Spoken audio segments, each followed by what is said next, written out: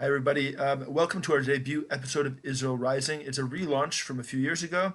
I took some time off and did some other stuff, and I'm really excited for today to really launch this. Given all the, let's just say, storm winds in the world, I felt to launch this with my friend Daniel, who has tremendous amount of insights on what's going on. Um, it's just very apropos. So I'm going to invite him on now, Daniel Hood, and we'll get going right away. Daniel, how Great. you doing? Yeah, great to be with you. Great to be with you, David. Yeah, Likewise. Um, how about you introduce yourself briefly and just give the viewers a background on your background and what how you get to your insights and what's going on in the world. sure. So, wow, where do we start? So, I'll take you back a little bit now. Originally, I'm from the UK, so I was born in Northern England, and so I have dual British Israeli roots. Um, so my father, he was born in the UK. My mother was born in Jerusalem, as was my grandmother. And interestingly, I took a path that not many Jews from Western Europe take, and that's I joined the British military.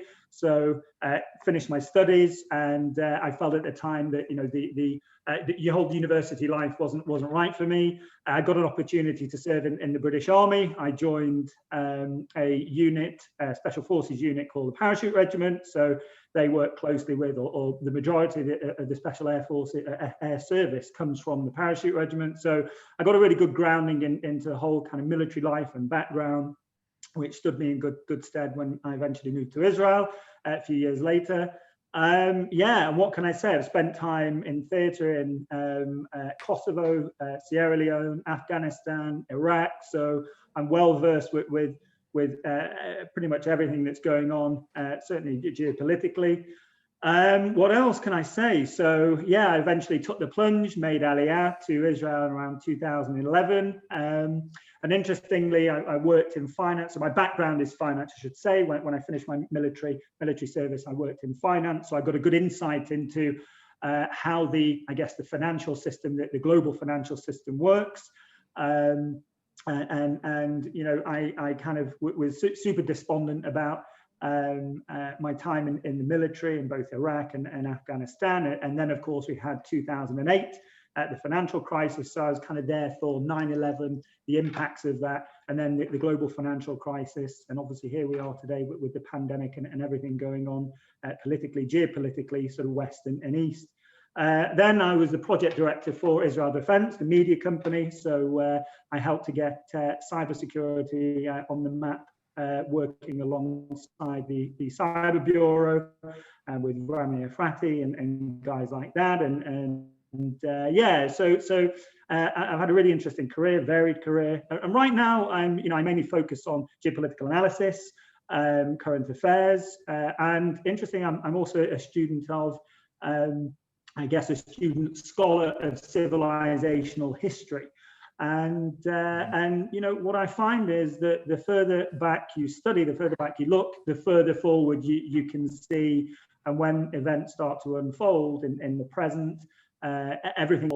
And as I think it was Mark Twain that said, history may not repeat, but it sure looks like it rhymes. So yeah, it's I think we live in the most exciting, fascinating times in history.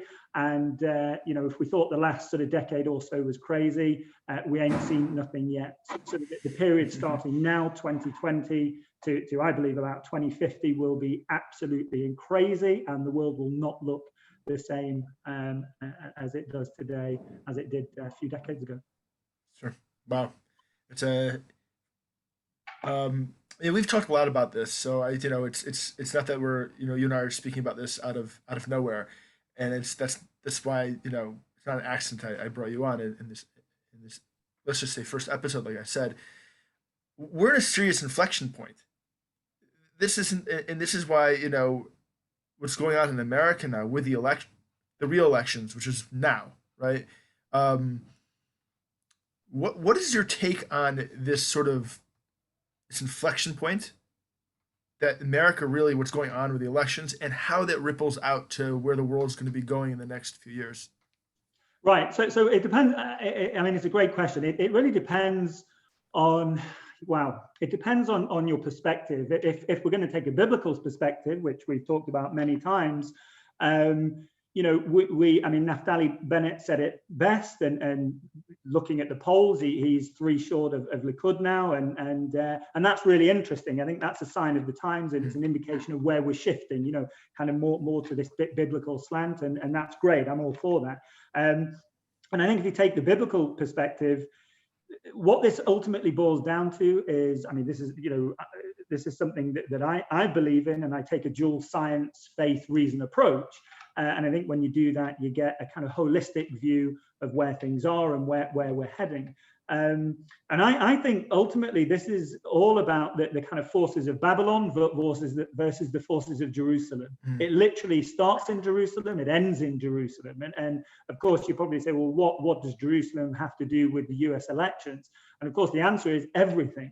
Right, so it's just a continuation of a battle between the forces of barbarism and the forces of civilization. So what do I mean by that? Well, you know, there are, you know, the rise and fall of civilization is based upon temperament, right? And you know, you could define temperament as the psychological and emotional foundations of personality, which underpins our behavior, our virtues, our vices, our morals, our ethics, you know, how we structure the economy, and even the governments that we choose. Right. And it really shapes us and our culture right down to our DNA. So when we look at what's going on in America, you know, to me, it's really, really obvious. For the last 30, 40, 50 years, we've kind of moved from, you know, I call it kind of liberalism or libertarianism to liberalism to hyper-liberalism. Right. And you know, and when we look at, you know, or I guess non-politicians like Donald Trump, you know, to my mind, he is a civilizational stop loss. Right, and this descent, this rapid descent into barbarism,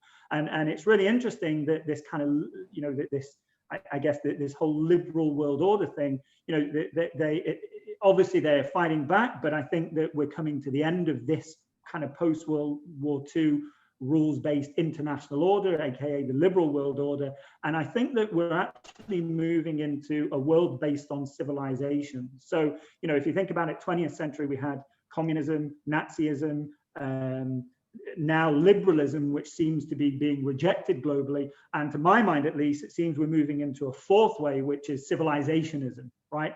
With all the twists and turns and opportunities or strengths, opportunities, weaknesses, and threats that will bring. And is this essentially? I mean, that's what this is. This I would say this like contested election because it's definitely not over with yet. These it's almost like this forces of liberalism is really pushing ahead into this bulwark, which is Trump. I mean, Trump in of itself is sort of just a face of of American civilization saying, no, we don't want to go down yet. I mean, do you foresee my assumption, my going assumption? I know I'm going on a limb here because people think I'm crazy, but he's not going to go down. That's my assumption. Now, I understand that's a radical position because I think there's enough forces behind him, not because he's going to steal the election, but that it's going to push.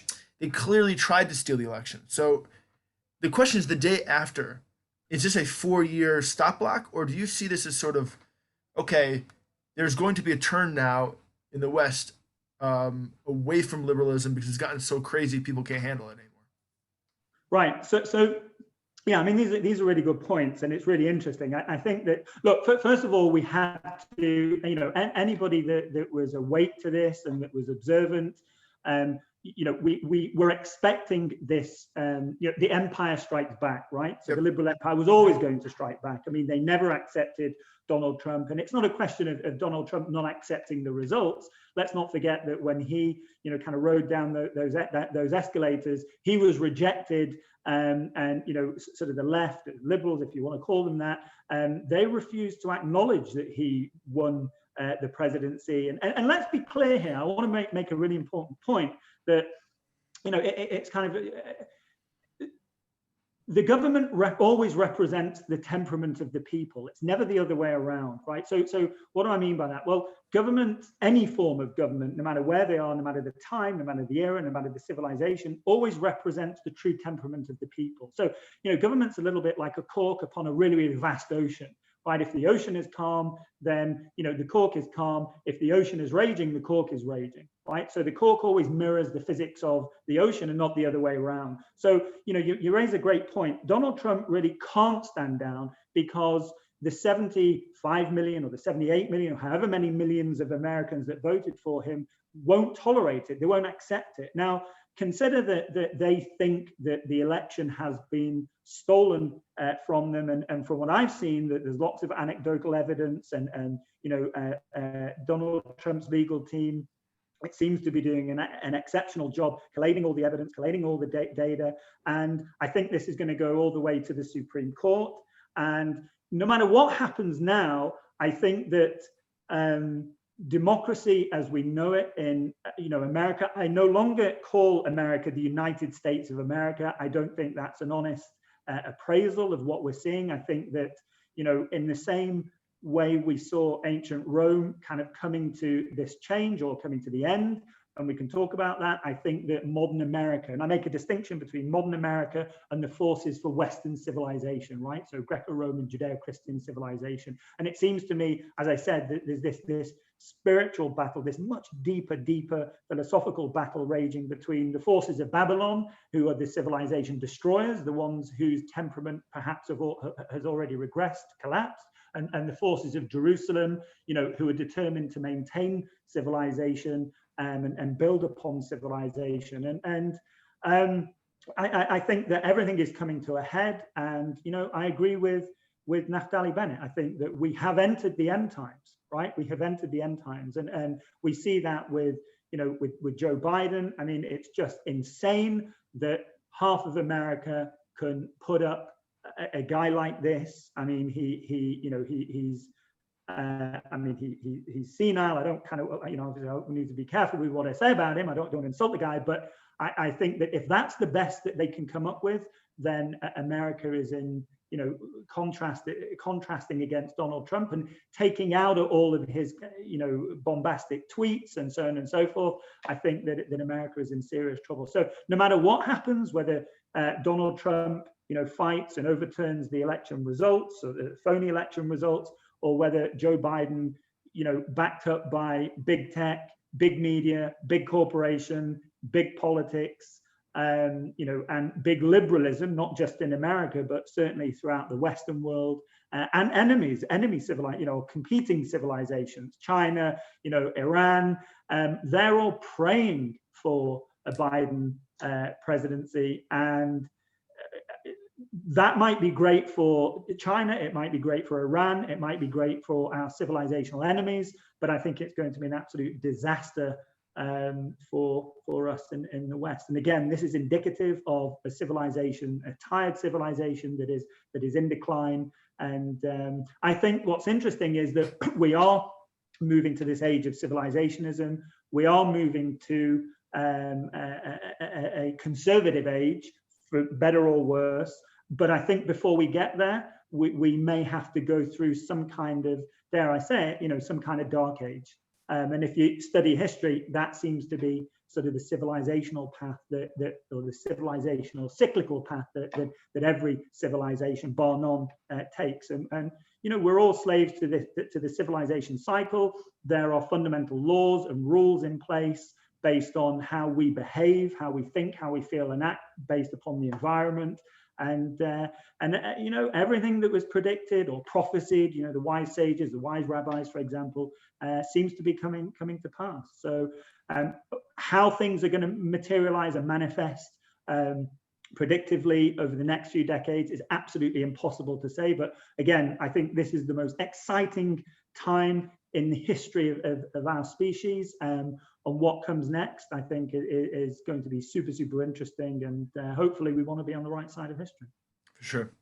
Um, the way I kind of, and I want to get your thoughts on this, is the way I'm seeing this emerging geopolitical reality, the Abraham Accord, if you want to call it, between the UAE, Bahrain, and Israel, and really Saudi Arabia is in on it too, even if they're not officially part of it, because they're doing it through Bahrain. That was pretty obvious.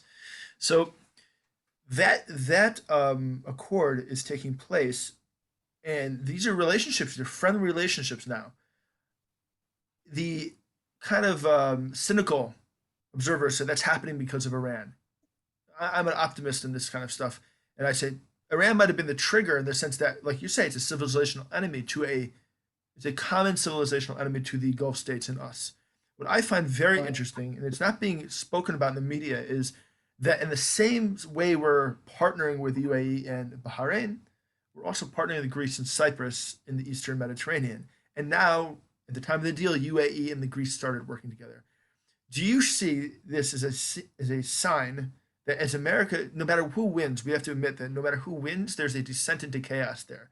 There's two countries there, and they're going to split one way or the other. And Mm. do we see the fulcrum beginning to change to?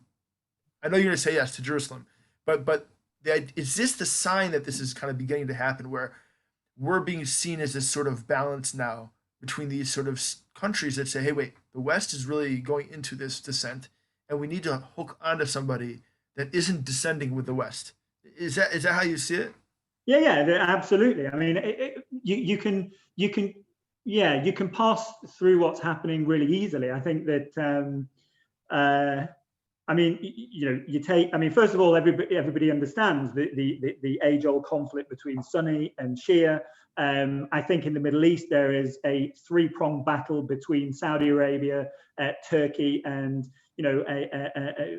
under Erdogan, who is determined to revamp a neo-Ottoman empire. And in fact, you can see that with a lot of the conflicts that are springing up. So, Erdogan has his forces in Syria, he has his forces in Libya. He is challenging Cyprus now. He is, which I believe will be the next eruption point. He is challenging Greece. We know his feelings towards Israel. He has challenged Jerusalem directly. And also we've seen what's happened with Armenia and Azerbaijan. On the other side of the equation, the Shia side of the equation, you've got kind of a revamped Iran.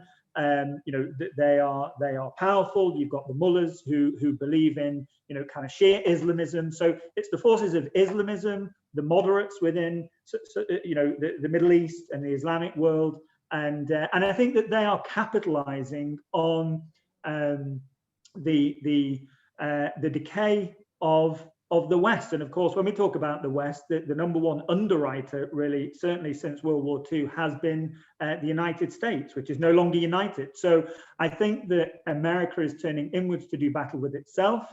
No matter what happens, again, whether Donald Trump comes out on top, whether Joe Biden comes out on top, I think that the rest of the world understands that maybe modern America, the modern West, is a kind of Rome 2.0 in its final stages, right? So if you cast your mind back and you open your history books, and you remember what happened when Rome, I guess, first of all, transitioned from republic to empire. You saw the birth of Christianity, and then sort of as we move through the centuries of empire, it began to decay, and it's no coincidence that Constantine, the Edict of Milan, recognized Christianity after Christianity was persecuted for a long, long time, and then 10 years later, Christianity became the official religion of a dying Roman Empire. But what's also interesting, if you kind of look at the history books,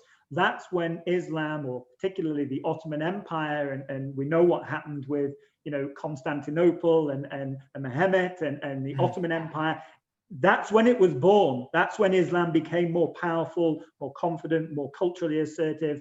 And to my mind, at least, as I said, history may not repeat, but it sure looks like it rhymes. And of course, here we are, fast forward to today. You could argue that the modern West, aka America, is Rome 2.0. You're seeing a revamped, neo-Ottoman empire under Erdogan with all of his aspirations.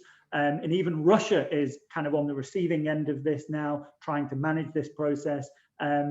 Iran on the other side. And of course, the thing that Turkey, Erdogan's Turkey and kind of Islamist Iranians have is their hatred for Israel.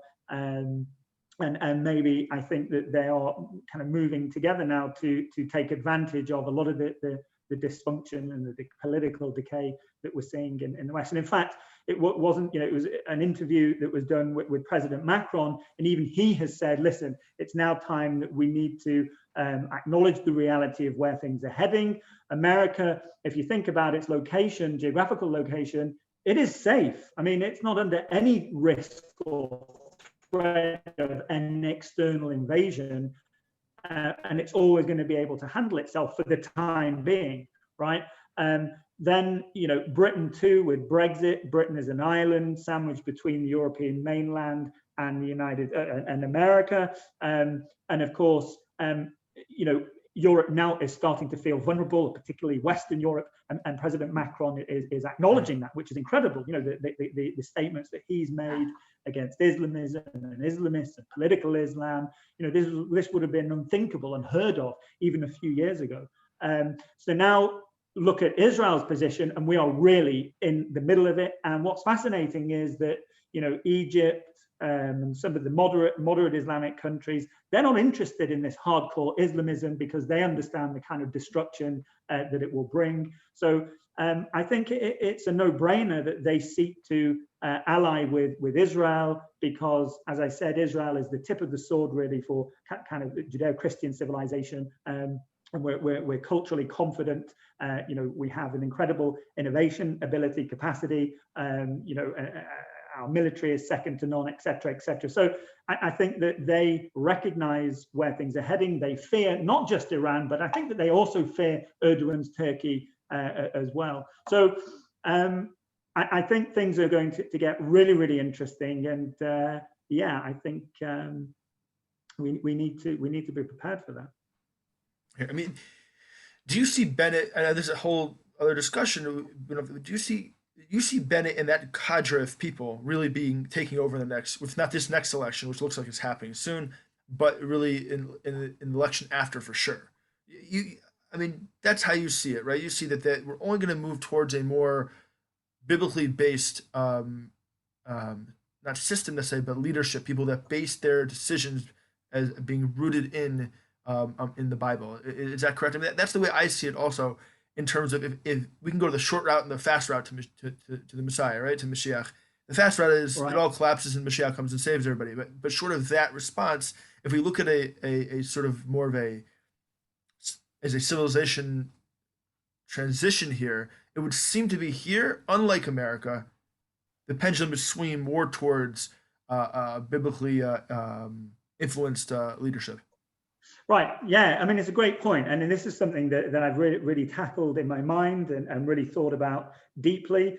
And it's an interesting observation. I think that here's the thing. I think if Joe Biden becomes president, I think the direction of travel for Israel will be more biblical, if that makes sense. I think that, because, as I said, he represents, whether he knows it or not, I mean, I think that many liberals have good intentions, but, they apply liberal logic. What they say they want to happen, what they expect to happen in kind of utopia, usually it's always the opposite, right? So I think that he will be a negative force for Israel in terms of security as a result of that, and cultural security. So not just physical security, but cultural security, which is why I say, he or those underneath him represent the forces of Babylon. And as a result, I think we will become more biblical. I mean, it's inevitable. It's going to happen anyway. I mean, you just look at the demographics and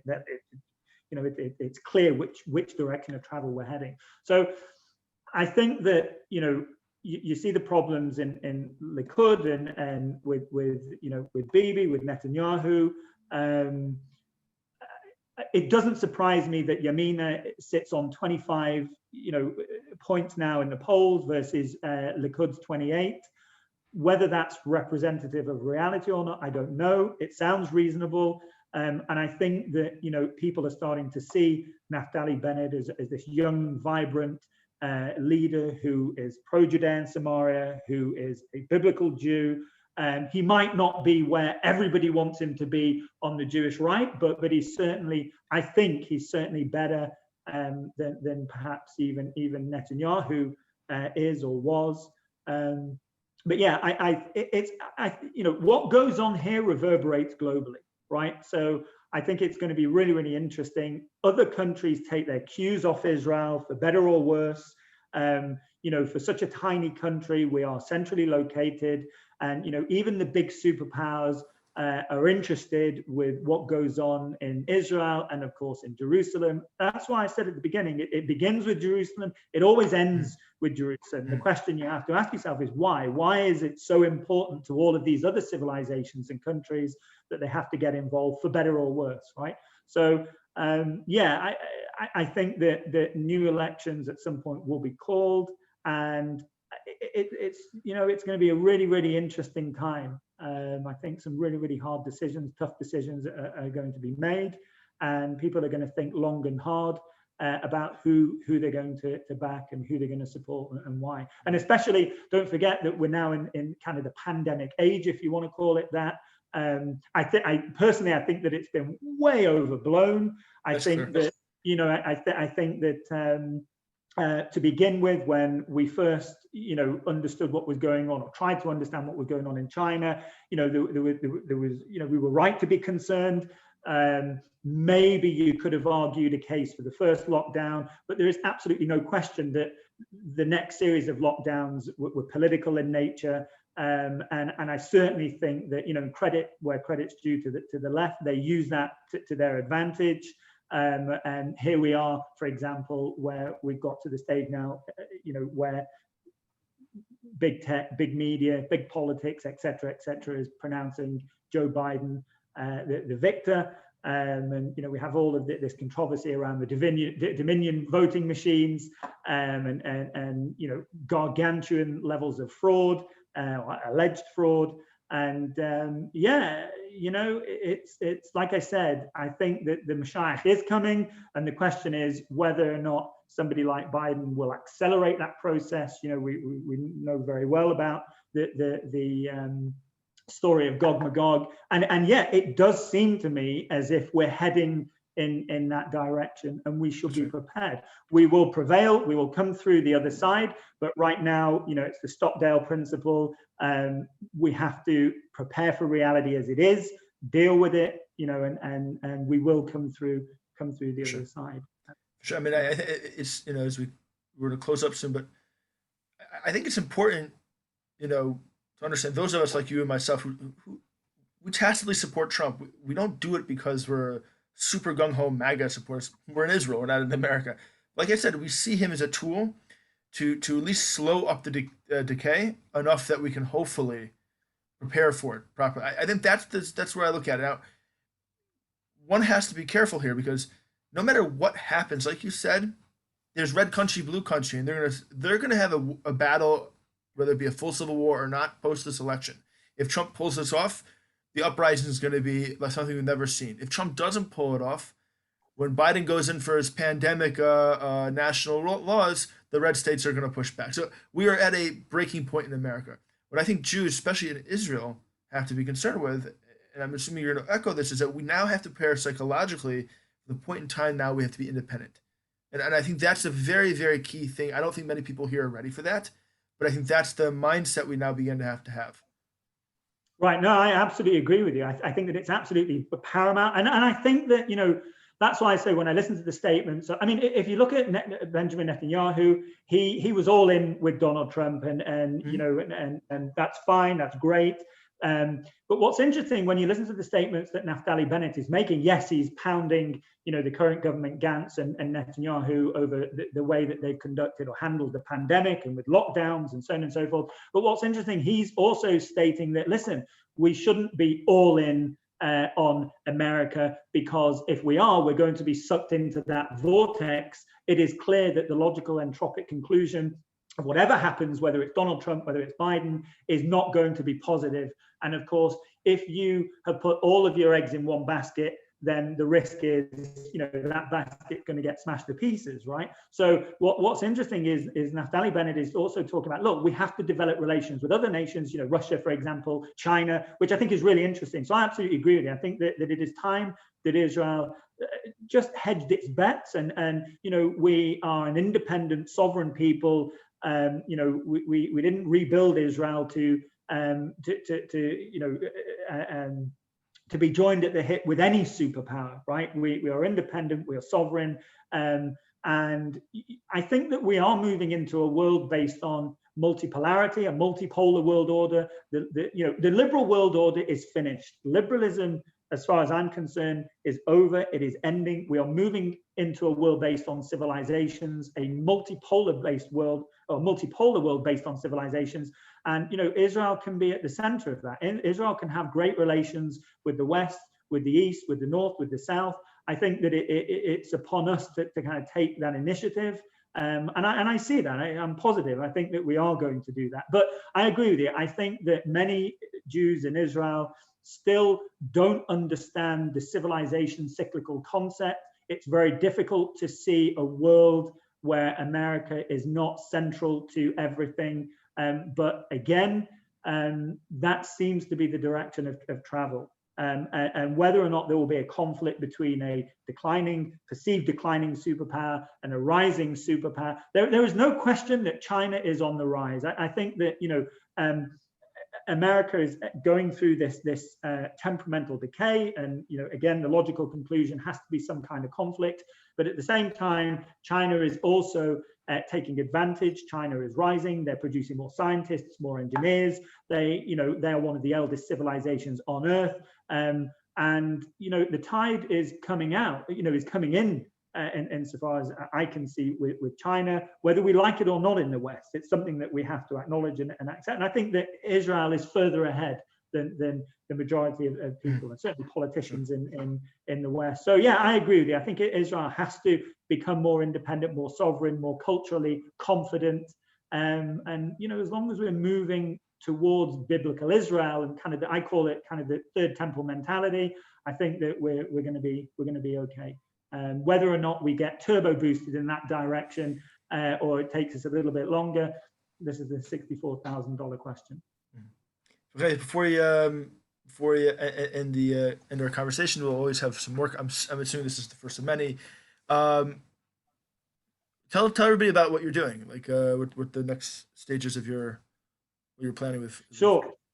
Right. So I do a couple of things. I mean, to pay the bills, I have a company called Thought Systems, and we consult on perimeter intrusion defensive technologies and systems. It's really, really cool. So across government, commercial, residential. And, the logic behind that is that, by 2030, we believe the world will resemble medieval times, right? So, thriving cultures, thriving communities, thriving nations will build walls to protect themselves from kind of the lawless chaos outside, which is the direction of travel we seem to be heading. To give you an example, in Europe now, the European Commission is talking about the Green Deal, right? So, they are completely fixated on climate change at the expense of everything else going on. And, they have three quite noble goals. One of them is to basically be net carbon neutral by 2050. And the other is to ensure that they can miraculously decouple the economy or economic growth with fossil fuels. And the third is to leave, I quote, no person and no place behind, right? And these are really noble goals, fine. But of course, in reality, we're subject to the laws of physics, right? So as far as I'm concerned, I cannot see any way in the next 30 years we can decouple from fossil fuels and maintain any kind of semblance of civilizations. And if you think about it, fossil fuels powered civilization towards 8 billion souls, which in 2020 are the kind of numbers we're talking about. And there are analysts that suggest that if this continues by 2050, we'll be lucky if there are 3 billion souls on the planet. So, those kind of policies, and I mean, it's like Elon Musk said it best, founder of Tesla and SpaceX, Solar City, etc. Climate advocate. He said, natural human tendency is to suffer wishful, delusional thinking, right? And my fear is that these policy, we're only 1 or 2 policy errors away from complete destruction. The lockdown policies will prove to be the most catastrophic, cataclysmic policies ever enforced, I think, in history. And they simply refuse to accept the premise that lockdowns are completely destructive and actually have the opposite effect. They damage people's mental health, physical health, therefore immune systems. So far I see that we're kind of moving into a really, really unstable world. So that's kind of one area, that I focus on to pay the bills. And then something interesting, I'm working on a new organization called Fort Culture, the fortification of cultures. On one sense, we've got physical technologies to protect us, security technologies, etc. But even more important, cultural technologies like Judaism, for example, or even Christianity, kind of certainly out there in the West, people today are a lot less culturally confident in the West. And I believe that this is one of the reasons why we're seeing this civilizational decay, this descent into barbarism. So, what we're trying to do is really understand why cultural technologies are just as, if not more important than physical technologies. For example, Jewish ritual law. Let's finish on something really profound. Conventional wisdom in the secular world, in the liberal world, Jewish ritual law is an ancient relic from the distant past, but that's actual nonsense. Jewish ritual law is not an ancient relic from the distant past. It is the forge within Jewish success and civilizational survival have been created, right? So even the Chinese understand that. They understand. They reason by first principle, bore things down to the fundamental truths. At first they thought, Rabbi Sachs, who recently passed away, he wrote a great article explaining that, even China understands our weaknesses better than we do. And they said something along the lines of, at first we thought it was your ships and your technology, then we thought it was your economy, then we thought it was your political system, but finally, really, over the last few years, we've begun to realize it was your faith. It was, Christianity, which of course we know is a derivative of Judaism. So yeah, it begins with Jerusalem and it ends with Jerusalem. Very nice. All right, Daniel, we'll have to speak again. Thank you very much for joining me, and keep up the good work. Thanks for having me. Thanks. God bless. See you later. God bless. Bye.